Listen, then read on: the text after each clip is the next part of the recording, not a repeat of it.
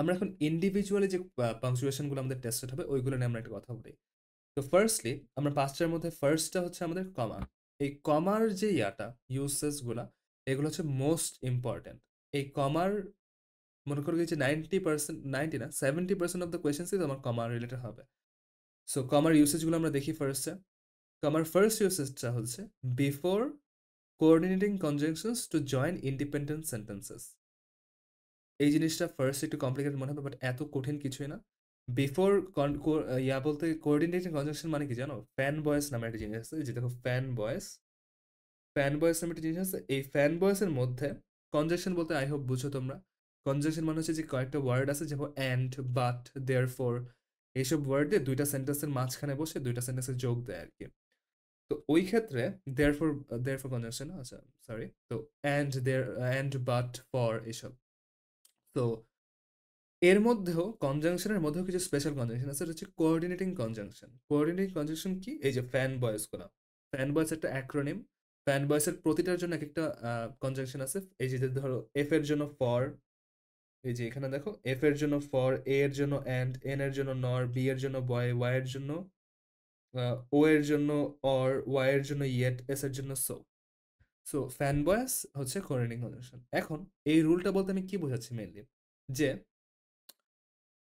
Fan বয়েসের আগে, মানে ফ্যান বয় যে কোনো একটা থাকতে পারে, যে ধরো ফর, ফরের আগে যদি একটা কমা বসে, ধরো কমা তারপরে ফর, এই যে আচ্ছা এখানে লিখছি তো এখানে দেখা যাবে না, আচ্ছা সরি, ধরো কমা তারপর ফর, কমা তারপর ফর, তাহলে আমাদের বাম সাইডে যে সেন্টেন্সটা এটা যদি ইন্ডিপেন্ডেন্ট হয়, তাহলে ডান সাইডের সেন্টেন্সটা ইন্ডিপেন্ডেন্ট হলে সমস্যা নাই। আমি নর্মালি আবার বলি যে কমা নর্মালি হচ্ছে দুইটা ইন্ডিপেন্ডেন্ট সেন্টেন্সের মাঝখানে বসতে পারে না। বাট এটা হচ্ছে এমন একটা এক্সেপশন, এটা একমাত্র এক্সেপশন, এটা অনেক টেস্টেড হয় সেটের জন্য।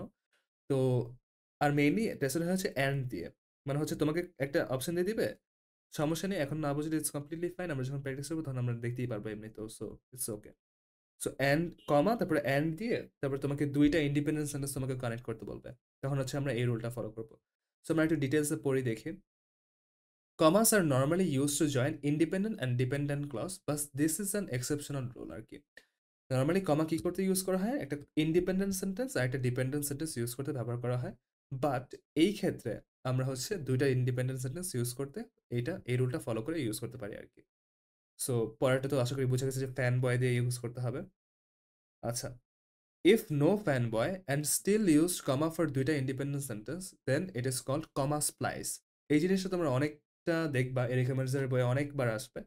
কমা স্প্লাইস জিনিসটা হচ্ছে কি যে সবচেয়ে বড় ভুল টাইপের, এর থেকে বড় ভুল আর নাই, এটা সবচেয়ে মোস্ট কমন একটা ভুল। কারণ আমি বলতেছি যে কমার কোয়েশ্চেনগুলো মোস্ট কমন অনেক আসে। তো এক্ষেত্রে কমা স্প্লাইস মানে হচ্ছে যে তুমি ধরো মানে ফ্যান বয়েস নাই তোমার কাছে, তোমার অ্যান্ড ফর বা এরকম কিছু নেই, বাট তারপরেও তুমি দুইটা ইন্ডিপেন্ডেন্ট সেন্টেন্সের জন্য কমা ইউজ করছো, ওই ক্ষেত্রে এই জিনিসটা তো কমপ্লিটলি ভুল, তাই না? এই ভুলটা এত কমন যে এই ভুলের জন্য একটা নাম আছে, এই ভুলটার নাম হচ্ছে কমা স্প্লাইস। তো তুমি যদি কমা স্প্লাইস করো তাহলে তোমার অ্যান্সার ভুল, আর এটা হবে না। তো কমা স্প্লাইস অ্যাভয়েড করতে হলে কি করতে হবে? সিম্পল, যে সেটা ফ্যান বয় ইউজ করবো আমরা, মানে ফ্যান বয়ের মধ্যে যেগুলো আছে, ফর, অ্যান্ড, নর, but, or, yet. So fan বয়েস হচ্ছে আমরা এইভাবে মনে রাখার জন্য। সো আশা করি ফার্স্ট রুলটা বোঝা গেছে, তো আমরা এখন নেক্সট একটা যাই। সমস্যা নেই, কমপ্লিটলি না বোঝা গেলে ইটস কমপ্লিটলি ফাইন, আমরা প্র্যাকটিস করলে আরো ভালো মতো বুঝতে পারবো। সো দেখি, ওখানে এক্সাম্পল আমরা দেখছি। ধরো যে my brother and I played a game, এটা হচ্ছে একটা ইন্ডিপেন্ডেন্ট সেন্টেন্স। তারপরে আমরা দেখো we had a great time, এটাও একটা ইন্ডিপেন্ডেন্ট সেন্টেন্স। এখন জিনিসটা দেখছো যে দুইটা ইন্ডিপেন্ডেন্ট সেন্টেন্সে আমরা কি ইউজ করছি? একটা কমা ইউজ করছি। এই ক্ষেত্রে এই জিনিসটা কমপ্লিটলি রং, আর এই জিনিসটাকে বলা হয় হচ্ছে কমা স্প্লাইস। তো আমি যদি একটু প্রপারলি এটা ইউজ করতে চাই তাহলে কি হতো? একটা ফ্যান বয় ইউজ করতে হবে। তো দেখো, মাই ব্রাদার, নিচেরটা, my brother and I played a game and we had a great time. এই দেখছো একটা কমা ইউজ করছে, তারপর একটা অ্যান্ড দিছে। এই জিনিসটাকে বলা হচ্ছে কোঅর্ডিনেটিং কনজাংশন, আর হচ্ছে কমা দিয়ে ইউজ করলে আর কি। সো এই ক্ষেত্রে কিন্তু তোমার ঠিক আছে, এই ইউজটা তোমার ঠিক আছে। উপরে কিন্তু আমাদের কিন্তু সেন্টেন্সের ডিফারেন্স নাই, তাই না? আমাদের যে স্ট্রাকচারটাতে ডিফারেন্স আছে। তো এই ক্ষেত্রে আমাদের এইভাবে যদি আমরা ইউজ করি তাহলে এটা পারফেক্ট ঠিক হবে। সো আশা করি বোঝা গেছে। সো সমস্যা নেই। ও আচ্ছা, আরেকটা জিনিস আমি একটু বলে নিই, যে এই কমা আর অ্যান্ড অথবা কমা আর কোনো fan boy is equivalent to full stop আর কোলন।